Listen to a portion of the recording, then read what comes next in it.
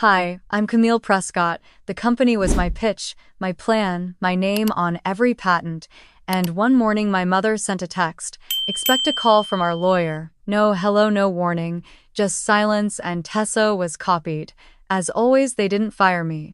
They erased me. I didn't shout, I didn't post. I sold my 51% in silence. And while they toasted their power, I froze their accounts uncovered. The fake vendors followed the 2.7 million they tried to hide offshore and watched the boardroom burn.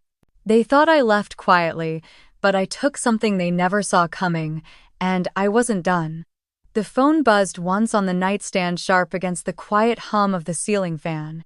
I didn't rush to check it. Mornings in Santa Fe moved slow like the light through my bedroom curtains, soft, patient. I stretched, then reached for the mug I always left on the bedside table the night before, already half filled with yesterday's coffee. Cold but familiar. I took a sip, leaned back against the headboard, and finally glanced at the screen. One message. Expect a call from our lawyer. No greeting. No explanation. Just that. My mother, Lorraine Prescott. There was a second name copied on the message, Tessa. Of course. My half-sister, my COO, my mother's shadow in designer heels. I sat up, heart ticking, not with fear but recognition. The kind of recognition that crawls up your spine when you realize the things you've suspected for months weren't paranoia. They were prelude. I swung my legs over the side of the bed and stared across the room. My office was just off the kitchen's spare minimal. A glass desk, a single bookshelf, and on the wall the first product schematic I'd ever sketched for Brightcap Ventures. I used to joke that my whole career had been built on napkins and willpower. Now it looked like all of it was about to be erased by a single text. I stood slowly, mug still in hand, and walked to my desk. The sunlight from the window hit the brass nameplate like a spotlight. Camille Prescott, founder and CEO. My name. My title. My company. 3 months ago, I'd drawn up a contingency plan. A manila envelope now sat in the second drawer, sealed edges slightly bent from how often I'd opened it, stared, then tucked it away again. It contained the full agreement to sell my 51% stake in Brightcap to Donovan Strategic Acquisitions. No press, no conditions. Just a clean exit. At the time, I didn't sign it. I told myself it was premature. That things might get better. That maybe, just maybe, they'd stop treating me like an inconvenient piece of old furniture in a room they wanted to redecorate. I placed my mug on the desk, pulled open the drawer, and lifted the envelope. 3 months of hesitation ended the moment I read that message. Lorraine didn't even bother with a lie. No explanation, no softening. Just a clinical warning delivered via text. And the fact that she CC'd Tessa. That was the real message. She always looped in Tessa first. Even before I'd had a chance to breathe, Tessa knew where the power was shifting. That was the pattern. I built. Tessa benefited. Lorraine orchestrated. I ran my fingers over the envelope and then glanced at the wall. The framed photo of our ribbon-cutting ceremony 10 years ago stared back at me. In it, I stood between Lorraine and Tessa, holding the oversized scissors, trying not to grimace while they smiled for the cameras. It had felt fake even then. I remembered the day I first pitched Brightcap to investors. I was 29, wearing a blazer 2 sizes too big, and speaking a mile a minute because I couldn't afford to slow down. No one believed in the model.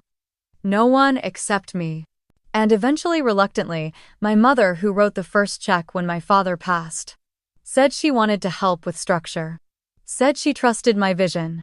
But structure in her world meant control. Tessa came on later.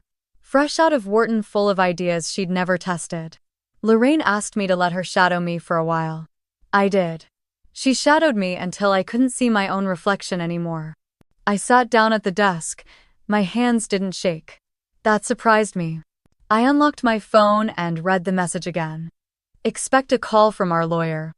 I stared at those words until they stopped meaning anything. Then I checked the timestamp. 6:17 in the morning. Deliberate. Cold. Early enough to ruin the day. I didn't respond. Not to Lorraine. Not to Tessa. Instead, I opened my email and pulled up the unsigned PDF of the agreement I drafted with Donovan. Clean terms. Above market valuation. Full divestment. No non-compete. I glanced at the time, 6:45 in the morning. I had until noon to decide if I'd sign and drop it off myself in New York. Outside, the desert sky was turning from charcoal to rust. Another cloudless day in a city where clarity never meant safety. I leaned back and closed my eyes for a moment. Inhale, exhale. And then I reached into the drawer, took out a pen, and placed it next to the envelope. I wasn't angry, not yet. I was just done waiting to be treated like a guest in the house I built. I arrived at Donovan's Strategic Acquisitions just after 11. Their office sat on the 28th floor of a sandstone glass tower tucked into the quieter end of Midtown. No company name on the building. Just polished steel doors and a discreet directory inside. That was Donovan's way. Quiet money. Quiet power. Eleanor Langley met me in the reception area. She wore a navy blazer, no jewelry, no small talk. Just a steady hand and the calm demeanor of someone who'd watched 1,000 empires change hands before breakfast. She extended her hand. "Camille, you made good time." I nodded. No traffic out of LaGuardia. She led me down a narrow hallway into a conference room with no windows, just a long table, 2 chairs, and a carafe of water untouched at the center. A closed deal didn't require an audience. We sat. I pulled the manila envelope from my tote bag, laid it flat on the table, and slid it across. 51%, I said. Voting control, founder stake, no caveats. Execute upon signature. Eleanor didn't reach for it right away. She watched me for a moment like she was trying to read beneath the posture and the calm. "They know." "Not yet," I replied. She gave a subtle nod of approval, then opened the envelope and flipped through the pages. Her eyes moved fast but thoroughly trained. "Everything appears to be in order. Once I sign, the wire transfer will initiate within 24 hours. We'll update the registrar before close of business tomorrow." I leaned back in the chair. "That's fine. You're sure about this?" That question always came. Even when everything was in motion, even when the ink was one stroke away from permanence, someone still asked, "Are you sure I am?" She picked up the pen, signed with swift, practiced precision, then slid the folder toward me again. I lifted the pen, paused for half a breath, then signed. The sound of the pen against paper was softer than I expected. No bang, no crack, just the whisper of a door closing. Eleanor closed the folder. "Congratulations." I didn't answer. We stood. She extended her hand again, this time more gently. "Camille, whatever happens next, you walked in here on your own terms." That's the only way I ever walked anywhere. Outside, the sky had turned the color of nickel. I took the elevator down alone, stepped onto the street, and inhaled the heavy Manhattan air. I didn't cry. I didn't take a cab. I walked 6 blocks to the garage, got into my rental car, and started the drive back to Santa Fe. The road unfolded like a long exhale. My phone sat face down in the passenger seat. I didn't check it. I didn't want to know if Lorraine had tried calling or if Tessa had left one of her chipper voicemails pretending she hadn't known a thing. The miles passed in a blur of asphalt and scrubland. Somewhere in New Mexico, the sky opened wide again, deep and gold. I rolled down the window, let the wind tangle my hair. The quiet felt earned. It was sometime after dusk when my mind wandered to that night 2 years ago. Tessa had just landed her first solo deal, a partnership with a mid-sized accelerator in Seattle. She was glowing. Everyone at the rooftop party toasted her, even Lorraine, who usually kept her praise rationed like wartime sugar. I had stood at the bar, sipping ginger beer, watching the whole thing like I was the ghost of the founder instead of the actual one. Tessa had joined me briefly. Her dress was emerald green, her smile too bright for how many martinis she'd had. She leaned and whispered over the rim of her glass, "If this place ever goes down, I've got an exit plan." I remember blinking, confused. I laughed a little because I thought she was joking. She wasn't. "I don't need one," I said. She shrugged. "That's brave. Or naive." I hadn't thought of that night since. But now, on this stretch of highway with nothing but dusk and silence around me, her voice echoed sharper than it had in the moment. It hadn't been a joke. It had been a warning. And I'd missed it.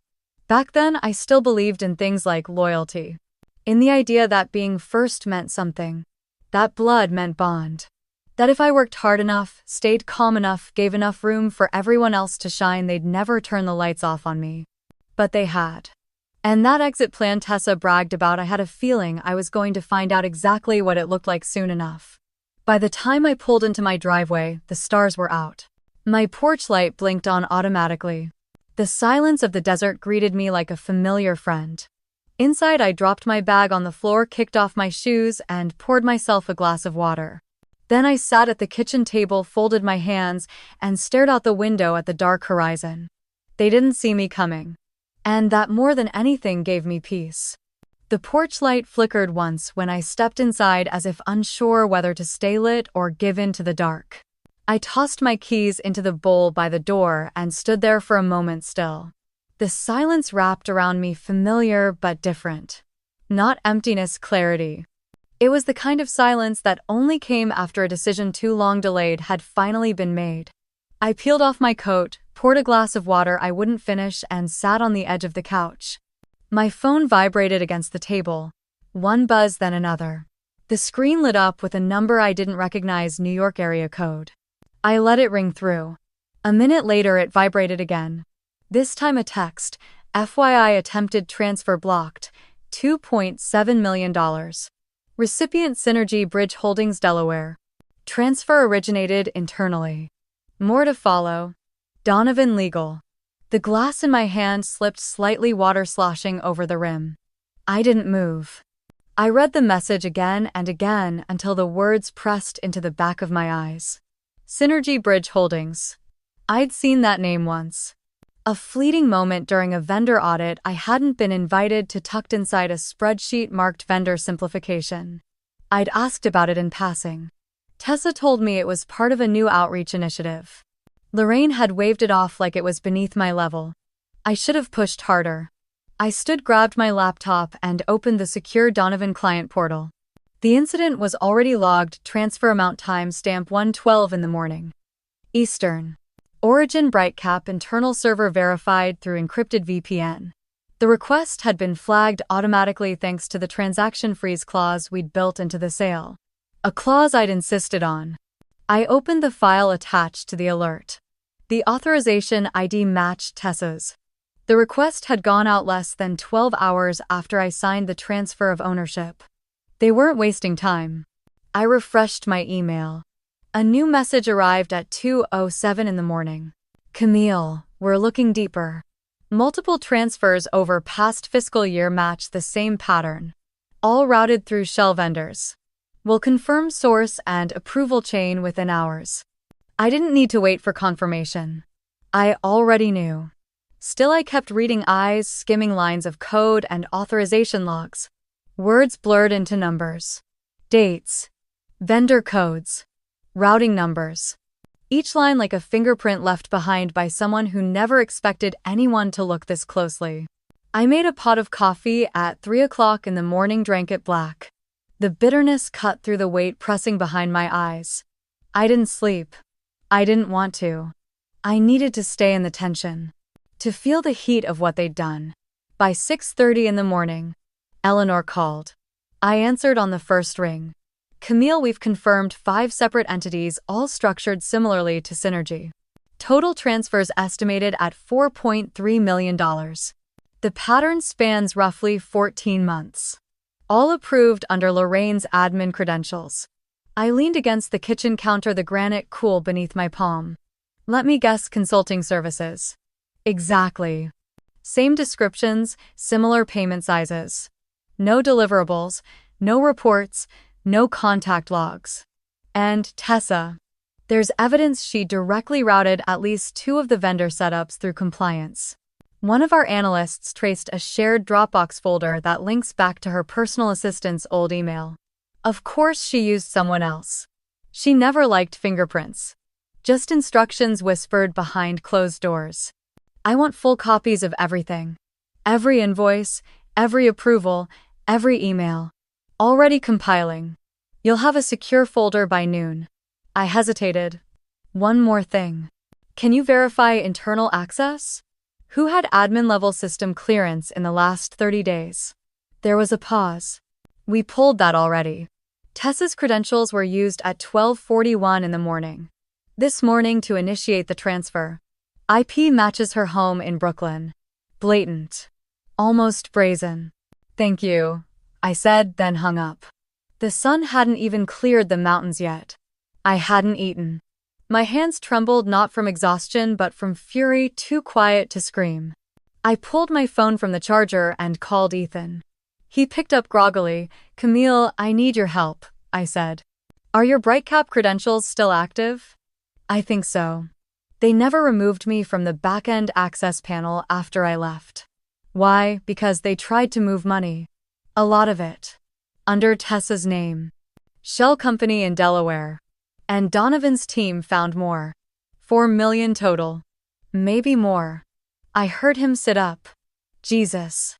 I need internal email records. Especially anything referencing Synergy Bridge vendor approvals, end-of-quarter restructuring, or compliance overrides. Start with Lorraine and Tessa. I'm on it. And Ethania, download everything and route it through a clean drive. I don't want them knowing what we're pulling yet. You got it. I hung up and stared at the wall for a moment. My fingers hovered over the laptop keyboard, then moved on their own. By 9 o'clock in the morning, Ethan sent over a secure folder with 23 documents. I opened the first thread. Lorraine to Tessa. Subject: final phase, do not delay. If Camille asks questions, deflect to PR metrics. She's already half checked out. Push the synergy funds through by Friday. Tessa had replied within minutes. Done. Her eyes are on the sale, not on us. I kept reading. Each email another needle beneath the skin. Instructions, diversions, strategies to keep me preoccupied while they gutted the company from the inside out. At the bottom of the thread, a message from Lorraine sent 2 days before the sale closed. Let's clean this up quietly. If she finds out, it's already too late. I closed the laptop and sat back, heartbeat steady now. Not from calm, but from direction. They thought they were done with me, but I wasn't done with them. The morning light crept in through the blinds, casting pale lines across the living room floor. I hadn't moved from the couch in over an hour. The documents were still open on my laptop, the emails still burned into my eyes, but I wasn't looking at them anymore. My mind had drifted to a different kind of ledger, one written not in numbers but in memories. I rose slowly, walked past the kitchen and into the small study down the hall. The air in there always smelled like cedar and old paper. I hadn't opened the bottom cabinet in years, not since the day I packed away the last of my father's personal things, but I knew exactly what I was looking for. The wooden box was still there, nestled between 2 faded manila folders and a stack of outdated tax returns. The lid was scuffed, the hinges a little stiff, but it opened with a soft click. Inside, everything was just as I remembered. A fountain pen with a cracked cap. A photo of me and my dad standing outside the first BrightCap warehouse, both of us in hoodies and work boots, faces flushed from cold and pride. And beneath that, sealed in a plastic sleeve, an envelope with my name written in his handwriting, sharp, deliberate, unmistakable. I sat on the floor and peeled the sleeve open. The letter inside was dated 7 months before his stroke. Camille. If you're reading this, it means things have taken a turn I hoped they wouldn't. I always believed in your instincts. I also knew how much your mother valued structure, order, control, and how much Tessa would want her own name in lights. I saw it coming long before you did. This company only exists because of your grit. Your vision. If they try to write you out, this document restores what should never have been taken. I've left 10% of my shares in your name. Enclosed is a notarized statement to that effect, and Malcolm has the originals in trust. You'll know when it's time. Don't let them tell the story without you. Love always, Dad. My breath caught in my throat. I'd forgotten the way his voice sounded when he wrote. Measured. Firm. Protective. Beneath the letter was a folded legal document signed, notarized, and stamped with the seal of the state of New Mexico. The name Harold Prescott appeared at the top. At the bottom, next to the small official seal, was mine. I blinked, then reached for my phone. Malcolm Foster answered on the second ring. Camille, he said warmly as if no time had passed. I found it, I told him. The letter. The documents. The 10%. There was a pause, the kind that held more weight than silence. I was wondering when I'd hear from you, he said. Harold always believed this day would come. He gave me strict instructions: hold the original documents until you reached out. Or until they tried to remove you. They already have. Then the documents are yours officially and without contest. I'll messenger them to your address today, but I suggest we meet in person. This could shift the entire legal standing. Do they know you're still holding them? Lorraine requested copies years ago. I declined. She was not pleased. I bet. Camille, your father trusted you. Not the title, not the company you. That matters. I thanked him and we agreed to meet in Santa Fe the next morning. When I hung up, I stared down at the paper in my hand. My name. My father's signature. The final stroke of truth he left behind. It didn't just restore my ownership. It restored my position as founder.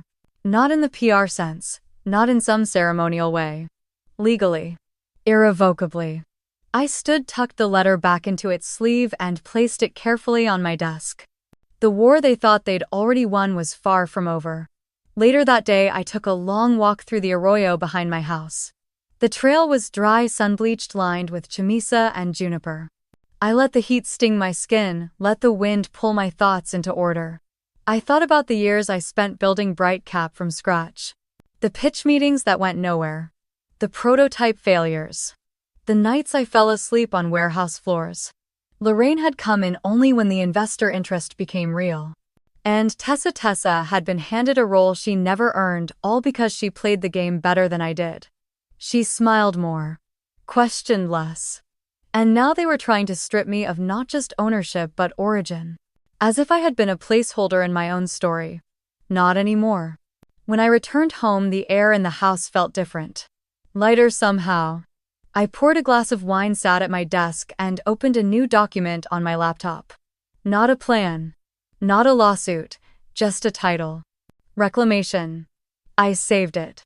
Closed the screen. Tomorrow I'd meet Malcolm. Tonight I would let myself breathe. The knock came just after 10. Not loud, not rushed.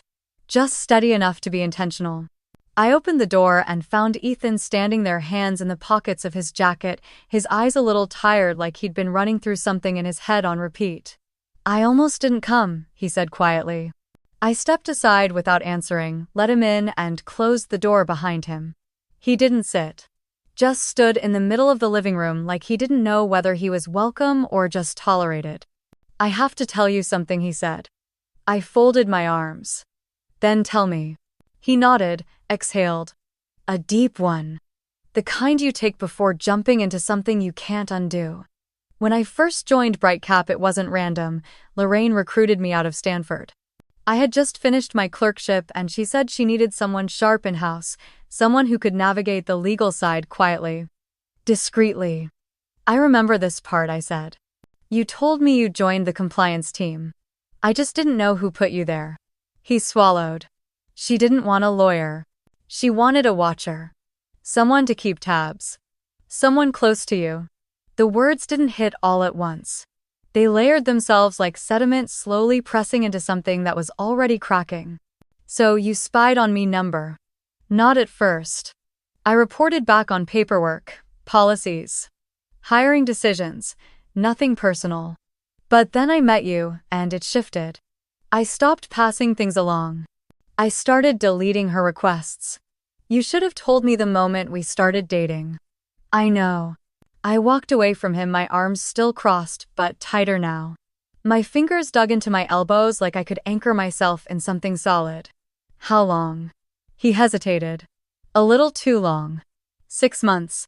Maybe closer to 7. I turned full of heat. So while I was pulling 18-hour days trying to keep that company above water, you were writing memos to my mother about how often I blinked. It wasn't like that. It never is, Ethan. He stepped forward, stopped himself, then slowly reached into his bag. I know I can't fix this, and if you want me gone after tonight, I'll leave. But before you decide, you need to see this. He handed me a flash drive and a thick envelope, the kind that looked too clean to be accidental. What is it? He stepped back, voice lower now. Proof. I took the envelope, opened it. Inside were printed emails, spreadsheets, wire receipts. I recognized some of the names, vendors we were supposedly using for outreach, alignment, and executive strategy, terms vague enough to mean anything. Ethan spoke again, quieter. I've been tracking them since April. I knew Lorraine and Tessa were rerouting funds, but I couldn't tie it together until last week. When the synergy transfer hit, I started cross-referencing metadata, VPN usage, and authorization logs. This is everything I've got. I said nothing. There's more, he added. I pulled it because I thought you might need leverage. You're not the only one they're trying to erase. He pulled up his phone, tapped twice, then showed me an email thread. Subject line: brand realignment. Sent from Tessa to our former PR director. Phase the 1st of September. Erase Camille's public identity from Brightcap's forward vision. Limit legacy references. Position her as visionary origin, not a leadership architect. Phase 2, shift all founder messaging to Lorraine plus new leadership language. I stared at the words. My jaw tightened. They were rewriting me out of my own company. Not just in the boardroom. In headlines. In history. I walked slowly to the window, let the cool night air press against the glass as I looked out over the dark ridgeline. My reflection hovered faintly in the pane, tired, taut, but unbroken. When I turned back, Ethan was still standing where I left him, not trying to get closer. I should have told you sooner, he said, but I didn't want to lose you. I wanted to throw something. Yell. Collapse. But instead I walked past him and sat at the dining table, spreading the papers out like pieces of a puzzle I hadn't realized was being solved behind my back. For a long time neither of us spoke. Eventually I looked up. You stayed anyway. Yeah. Why? Because I stopped working for her the moment I realized she never intended to let you lead. She wanted your credibility, not your command. And what about you? He met my eyes. I wanted both. I leaned back in my chair, fingers brushing over the email printouts, the spreadsheets, the evidence. I still didn't trust him. Not fully, not yet. But looking at everything in front of me, I knew one thing for certain. I couldn't fight this alone, and now I didn't have to. The wind had picked up by dawn, rattling the windows gently like the house was trying to wake me. I hadn't slept. I'd spent the night at the kitchen table surrounded by folders, flash drives, and loose sheets of printed emails all spread out like a battlefield map. Ethan had gone upstairs hours ago, giving me space. I hadn't asked him to stay. He just did. I was halfway through a lukewarm cup of coffee when I opened my old mentoring inbox on a whim. It wasn't tied to Brightcap, just a simple Gmail I used to reply to young founders who reached out after panels, talks, or those late-night LinkedIn messages that always started with "sorry to bother you." Buried near the bottom was a 2-year-old thread. Subject line: advice for a first-time founder. Her name was Ariana Phelps, 26 at the time. She'd built a small edtech prototype out of a college research grant and was trying to raise a pre-seed round without getting buried under co-founder drama or diluted by greedy angel investors. Her message had been raw and direct. I've seen what happens when women lose control of their own companies. I don't want to end up like that. How do I protect myself? I remembered that email.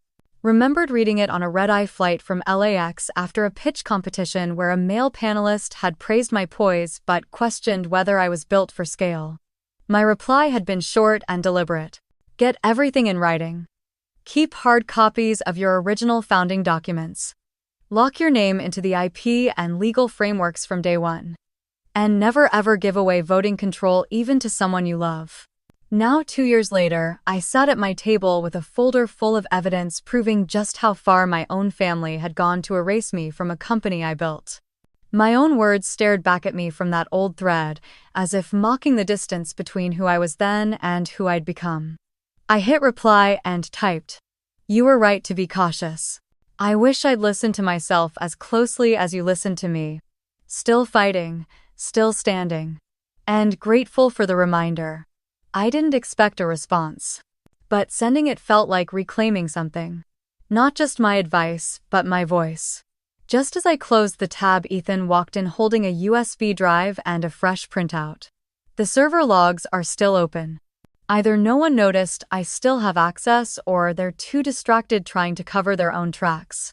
He handed me the drive and the papers. The new files included a buried thread between Tessa and our former PR head's subject line, Legacy Shift. Phase 1. Begin repositioning Lorraine as the stabilizing visionary behind Brightcap. Phase 2. Reframe Camille as foundational but non-essential. Emphasize her early role as idealistic and short-term. Phase 3. Sunset all external references to Camille by end of quarter. I didn't flinch. I'd already known they were doing it. But seeing it written out so clearly felt like being slowly erased with a smile. Behind me, Malcolm cleared his throat. He'd arrived 30 minutes earlier, suitcase in hand, and had been reviewing every document we'd compiled. This, he said, tapping the last page, is premeditated identity theft. Not in the criminal sense, but in the legal architecture of business storytelling. They're not just stealing money, they're stealing authorship. I nodded. Let's take it back. We spent the next 2 hours assembling the full legal motion confirmation of my 10% stake from Harold's sealed documents, internal emails proving my removal was orchestrated well before the sale, metadata logs showing the timing of wire transfers to shell companies, and the PR plan designed to scrub my name from the company's public narrative. Malcolm would file it through Donovan Strategic's legal channels. Eleanor had already confirmed a 9 a.m. board meeting for Friday designated as an emergency governance review. I drafted a formal appearance notice and added Lorraine and Tessa directly to the recipient list. No cover message. Just the document signed and time-stamped. Ethan looked over my shoulder as I hit send. That's going to rattle them, he said. Good.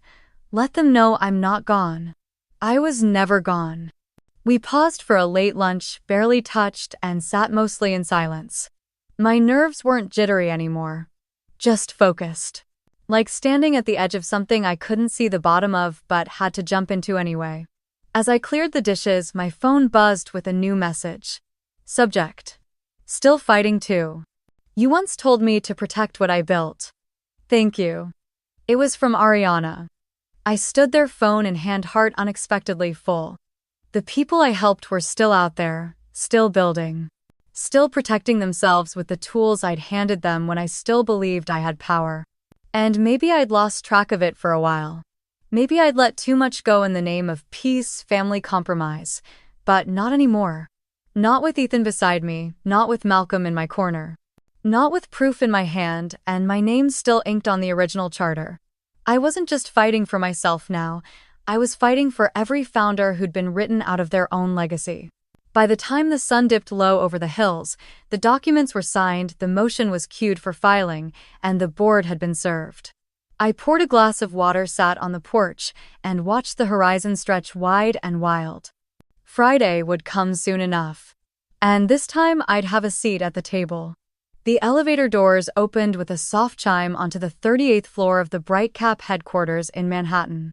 I stepped out alone, heels quiet against the polished concrete, and walked down the long corridor lined with framed press articles and investor awards, most of them featuring my name, though fewer than there should have been. At the end of the hallway stood the boardroom. Glass walls, heavy wood doors, and a panoramic view of the East River beyond.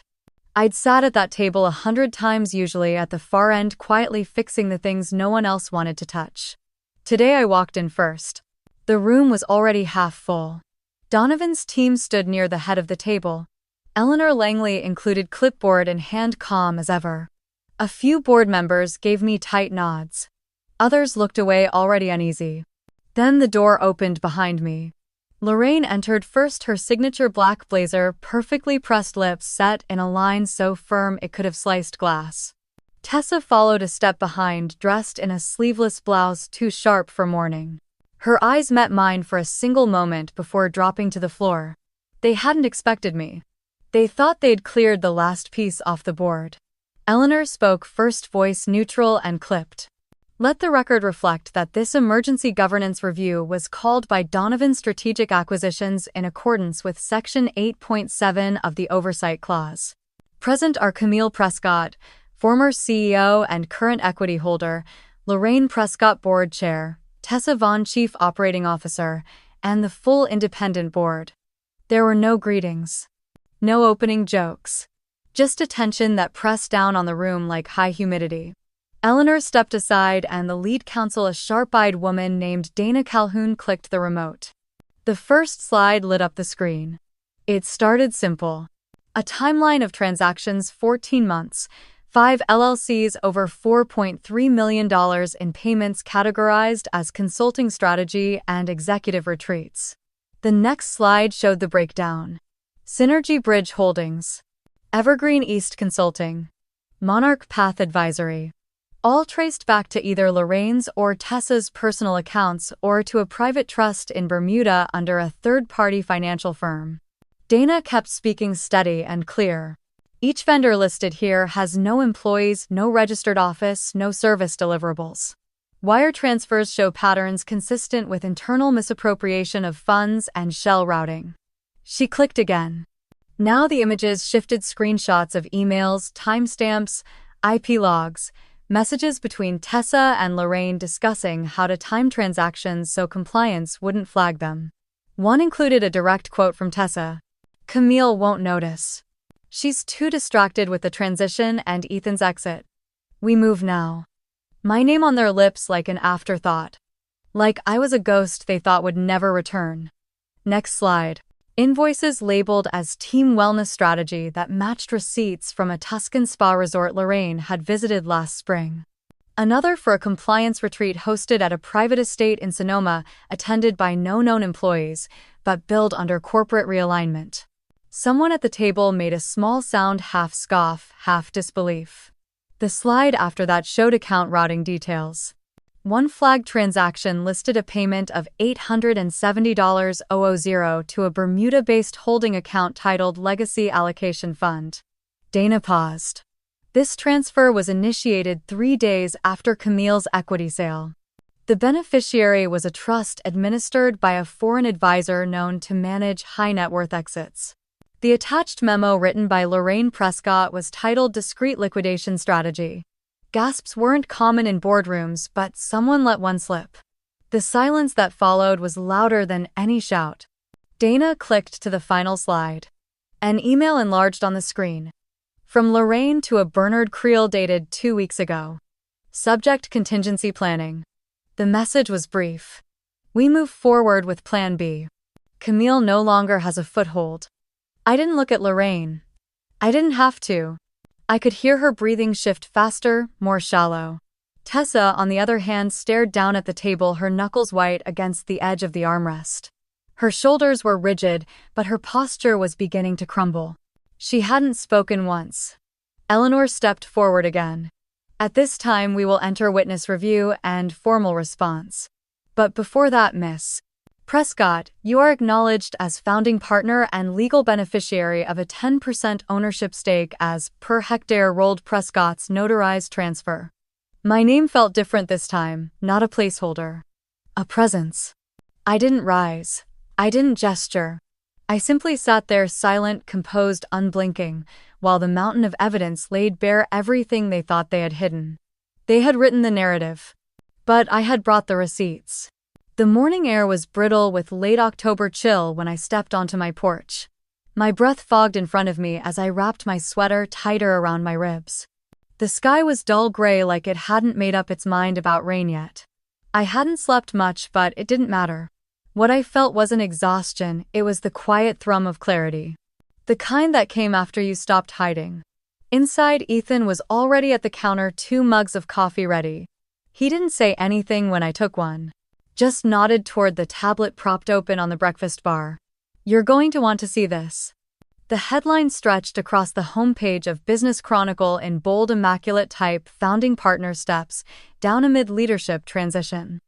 Below it, a smaller subheading: Insiders suggest former CEO Camille Prescott cited exhaustion and a desire for creative distance. My mouth stayed shut, but the grip on my coffee tightened. The article was exactly what I expected: glossy, manufactured, and eerily devoid of truth. It framed me as a fading artist grateful to pass the torch.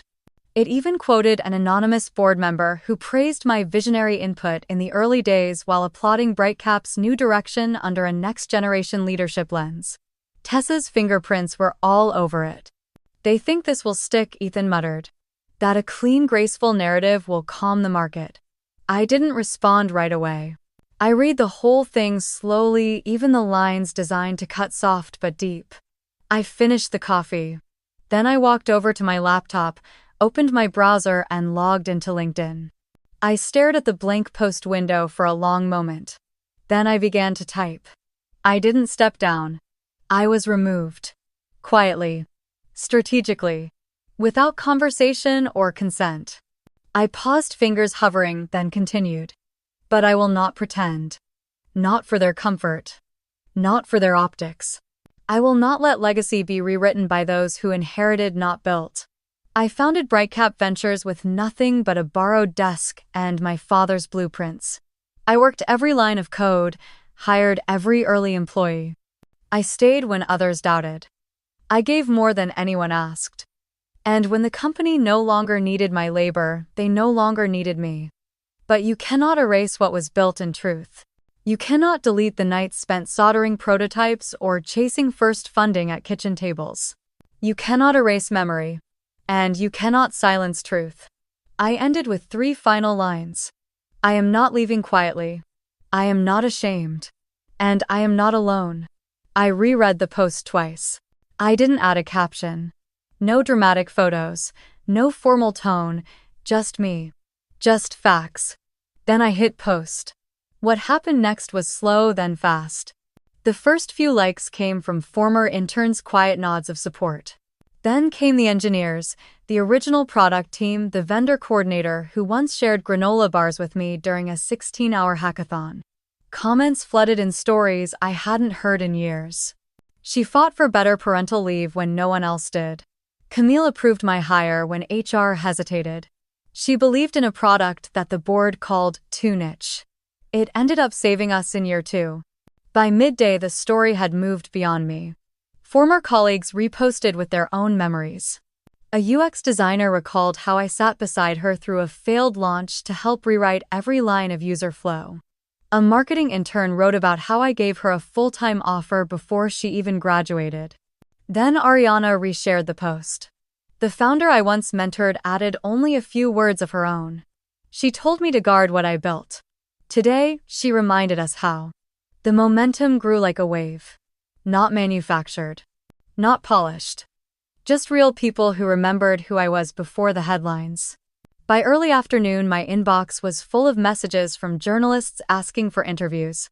Podcasters wanted to schedule talks. Someone from a documentary startup offered to fly out and film. I declined them all for now. Later that day, Donovan's communications lead forwarded me a summary. Brightcap's PR firm had gone into high alert. They were trying to rebalance the narrative and manage sentiment. But it was already too late. This wasn't a scandal, it was a reckoning. The version of me they tried to bury had resurfaced with 1,000 voices behind her. No coordinated campaign, no strategy deck, just the truth spoken plainly. And it turned out people were tired of polished lies. That evening I sat in the garden out back under a string of old porch lights reading message after message until the screen blurred. One from a product lead I hadn't heard from in 3 years simply read, "You are the reason I stayed. Thank you for not going quietly." I leaned back, the stars barely visible through a thin veil of cloud. Somewhere in Manhattan, I imagined Tessa reading through the comments, Lorraine pacing her kitchen silent. They'd tried to control the press. But some things you couldn't spin. Not anymore. Not when the people who were there remembered the truth for themselves. And not when I finally decided to speak. The summons came wrapped in legal civility, but the intent behind it was anything but polite. Filed in the Southern District of New York, the complaint named me as the sole defendant in a defamation suit brought by Lorraine Prescott, citing reputational damage, willful sabotage of corporate trust, and intentional disruption of executive function. I stared at the packet freshly couriered to my doorstep and let the absurdity wash over me. They'd robbed me of my company, scrubbed my name from the narrative, funneled millions into shell accounts, and now they were accusing me of harming their reputation by telling the truth. When I called Malcolm, he wasn't surprised. "It's a preemptive strike," he said. "They're trying to make you look unstable before discovery begins. They want the court of public opinion to lean in their favor before we get to actual court." Ethan paced behind me in the kitchen, phone in hand, already digging into legal databases. I opened the complaint again. Paragraph 14 alleged that my LinkedIn post caused irreparable damage to the company's fundraising efforts. Paragraph 21 implied that my emotional instability during transition planning had made me a liability. Paragraph 33 stated that I'd misrepresented the nature of her exit for personal gain. Personal gain. I nearly laughed. Malcolm scheduled an emergency response filing for Tuesday morning. We would challenge not only the lawsuit itself but file a motion to admit Harold's notarized will as primary evidence of founding intent and equity assignment. "They want this to be about feelings," Malcolm told me. "We'll make it about facts." The weekend crawled by, tensions stretching every hour. Ethan fielded incoming inquiries from press outlets and legal observers. My inbox brimmed with emails, some supportive, others cautious, a few asking me to step back to avoid tarnishing what was still a good brand. But I wasn't protecting a brand, I was defending truth. On Sunday night, an anonymous employee forwarded me an internal email from Tessa to the Brightcap leadership team. The language was sterile but cutting. "Until further notice, no team member is authorized to communicate directly or indirectly with Camille Prescott. All queries are to be routed through legal or the designated transition comms team."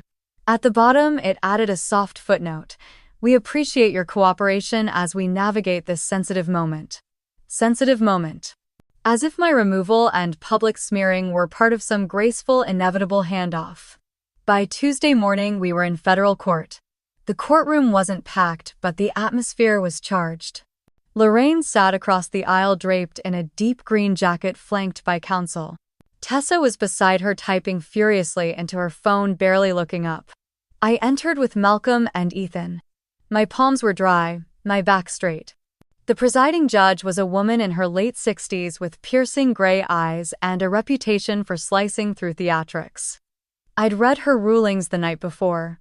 She didn't suffer nonsense. Lorraine's attorney opened with a solemn tone, portraying me as a disgruntled founder who couldn't accept the natural evolution of leadership. He painted my post as a vindictive attack strategically timed to sabotage an upcoming investor round. He said I had distorted internal affairs, exaggerated my role, and disrupted morale among junior staff. Then Malcolm stood.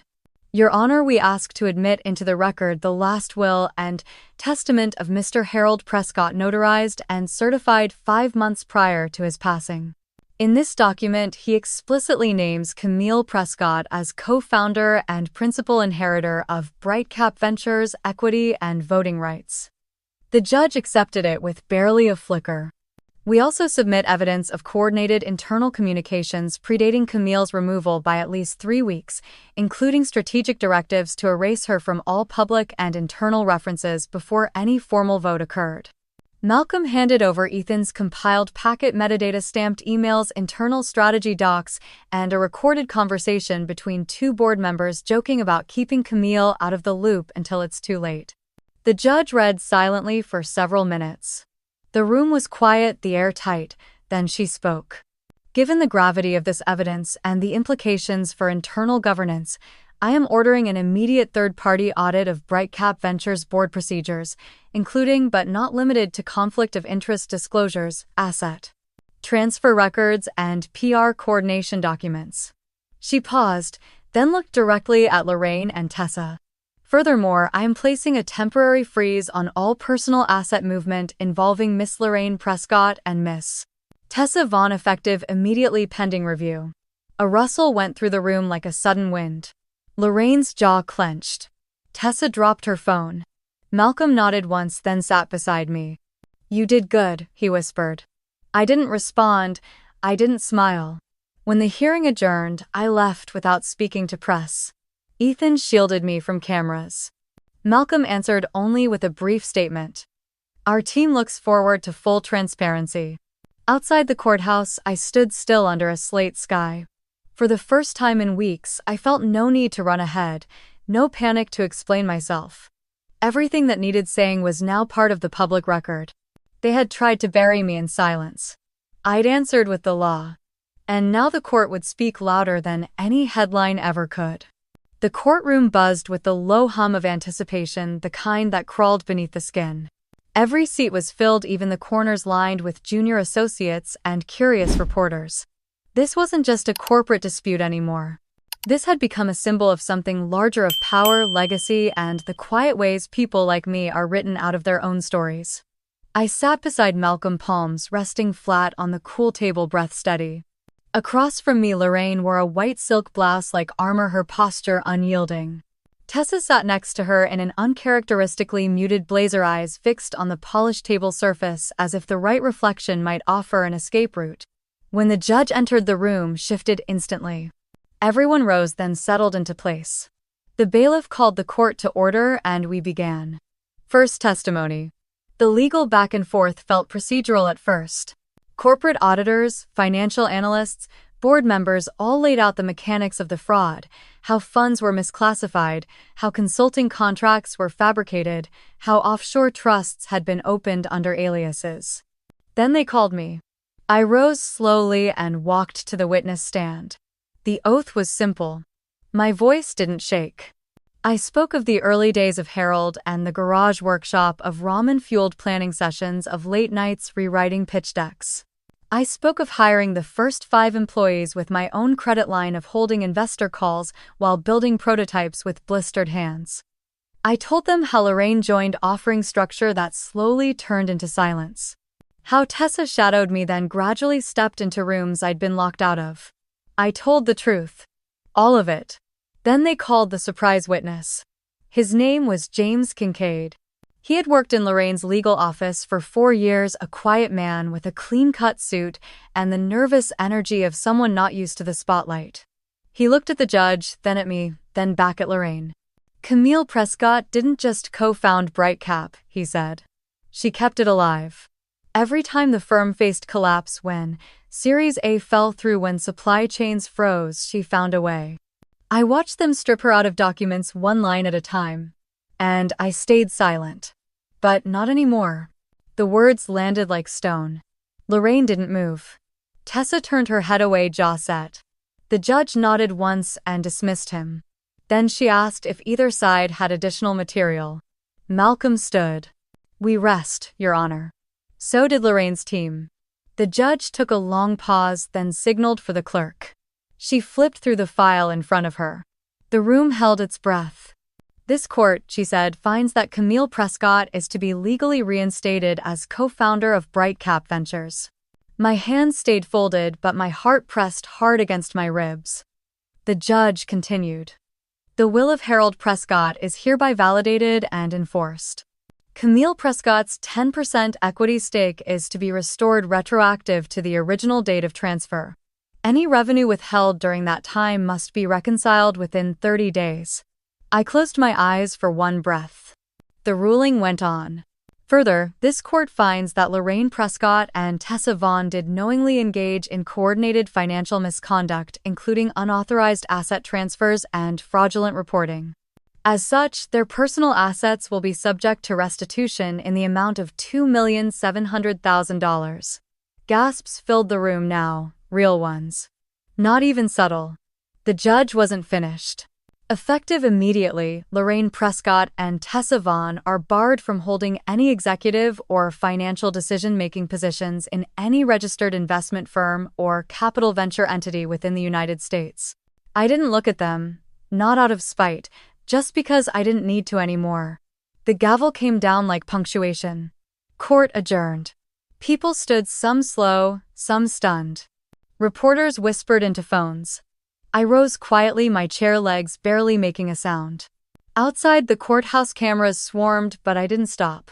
I kept walking one step after another toward the waiting car. Inside, Ethan turned from the front seat, eyes wide. That's it, he asked, breathless. It's done. Not done, I said. But finally named. He didn't reply. He just reached over and took my hand as the driver pulled away from the curb. The city moved past the window in slow blurs, but I didn't really see it. I was thinking about a desk in a garage, about the first soldered wire that connected two broken pieces of something that wasn't supposed to work but did. And now so had I. The old warehouse looked smaller than I remembered. Set on the edge of a quiet industrial block in East Austin, its brick facade was weather-worn the red, now a dull russet chipped at the corners where vines had begun to claim the walls.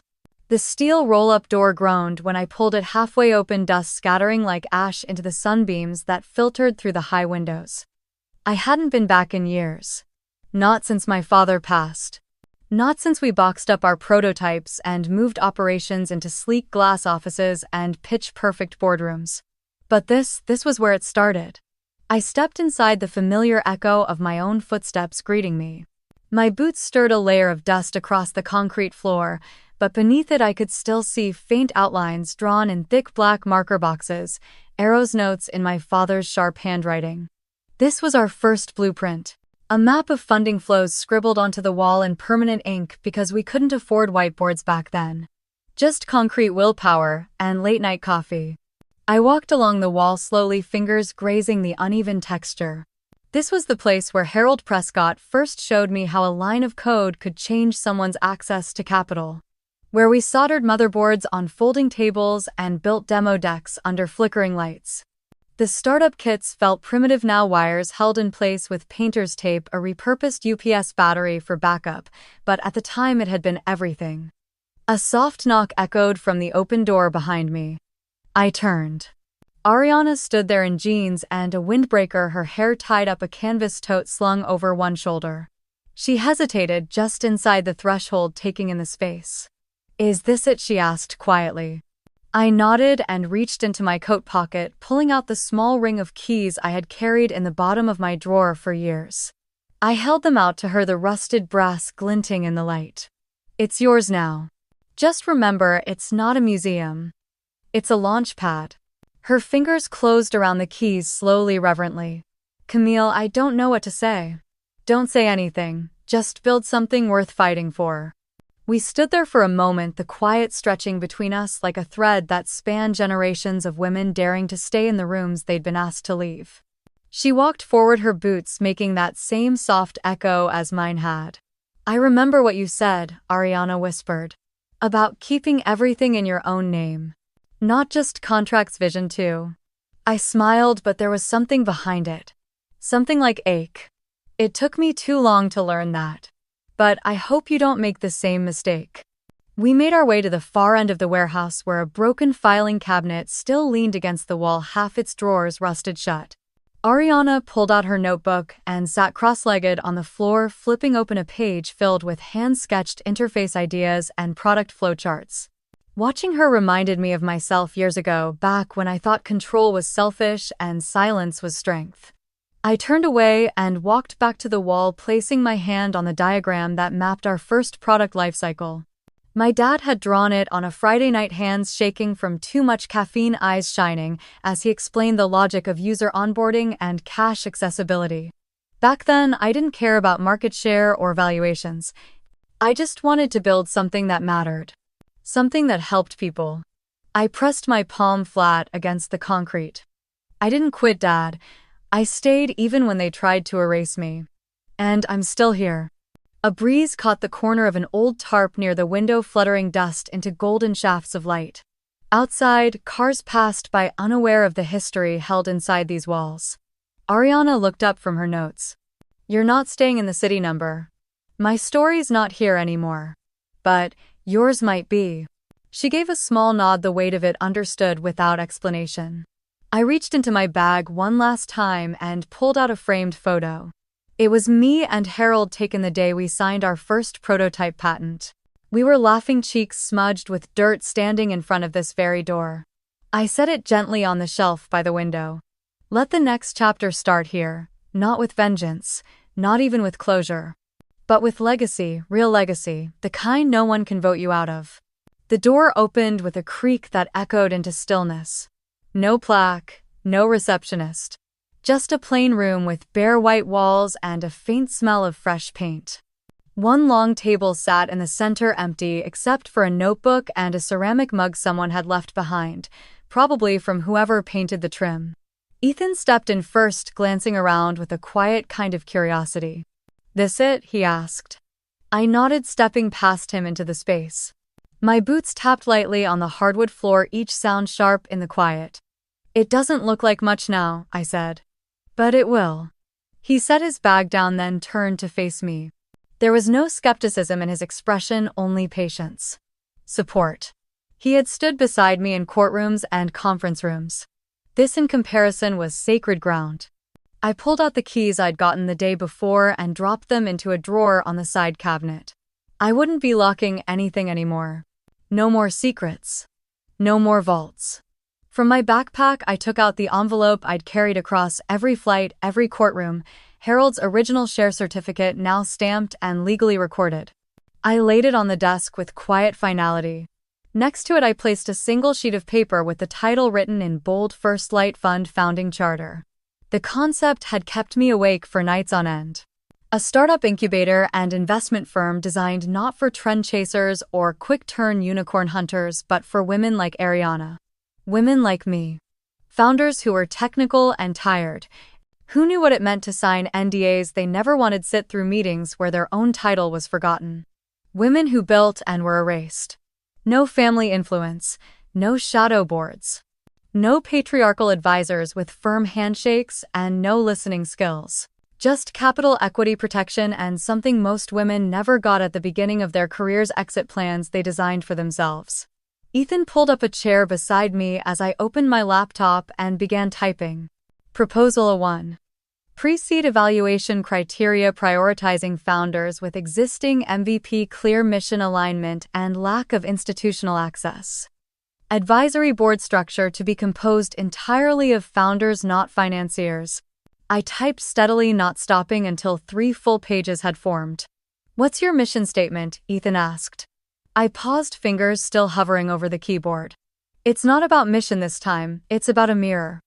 I want women to see themselves fully in the companies they build from day one to exit, and never have to wonder if they were temporary."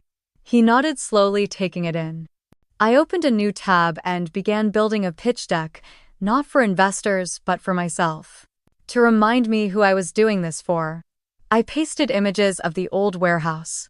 The blueprints Dad sketched. A photo of the first roundtable meeting I held with interns in folding chairs. The screen lit with the glow of past and future merging. Later that evening, we sat on the floor beside the big table, pizza box between us, laughter soft but honest. It had been a long time since I'd eaten without stress tying a knot in my stomach. "You know what's funny?" I said, chewing thoughtfully. "They thought erasing me would be the end of the story. They didn't realize," Ethan replied, "that it was just the end of their chapter. We didn't toast. We didn't make promises. We just finished our food and sat in the silence that followed." I stood, stretched, and walked to the wall near the window. The light was low, now golden against the exposed beams. I picked up a marker and wrote directly on the drywall.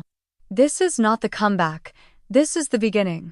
The words were messy, the letters uneven. But they were mine. The next morning, I woke early. Ethan was still asleep on the old leather couch we'd dragged in from the thrift store down the block. I brewed coffee in a tin French press, then opened my laptop again. Inbox: 67 new messages. Ariana, 3 more female founders I'd once mentored. 2 journalists, someone from a college entrepreneurship group asking if I'd speak. A message from a former Bright Cap engineer. I didn't click them all. I just scanned the subject lines. "Thank you, your story is ours. Do we have rights too?" And one from a name I didn't recognize, Oliver. The subject line read simply, "They took everything." Where do I start? I clicked it open and began to read. When I finished, I stared at the blinking cursor for a long moment.